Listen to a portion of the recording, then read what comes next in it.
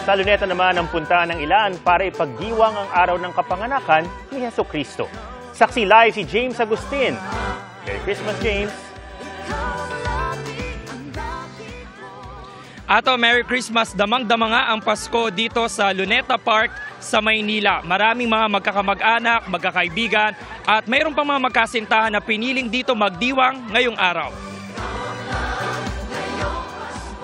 Alas 9 na ng gabi, marami pa rin namamasyal sa Rizal Park sa Maynila ngayong araw ng Pasko.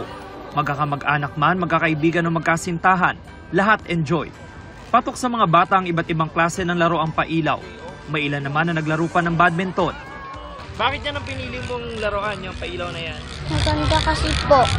Kamusta naman Pasko mo? Okay lang po. Masaya? Opo. Ang pamilyang ito naglatag na ng tela sa damuhan para mayroon silang maupuan. May dala-dala silang pangmeryenda dahil hanggang hating gabi na raw sila. Napag-usapan namin na magpamilya na dito kami mag-celebrate kasi open air tapos makapag-enjoy yung mga bata. Makapagtakbo-takbo sila dyan. Kamusta naman ba pagdiriwang ng Pasko nyo? Okay naman po kahit na nakasurvive din. Kahit na medyo sa financial ay kailangan talaga na makapag-celebrate kahit paano. Ang magkasintahang Hilat Princess, kaninang umaga pa raw nandito. Sinusulit na raw nila ang bakasyon. Para ma-experience yung ganda ng Luneta. Tsaka kasi first time din namin napunta dito eh. Masaya naman po. Kasi Kasama ko po siya.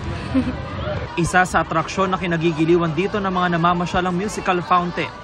Agaw pansin din ang hikating Christmas tree, kaya marami nagpapapicture. Tulad ng grupong ito na nagkakilala raw sa TikTok at naging magkakaibigan na. Galing pa silang Cavite at Laguna.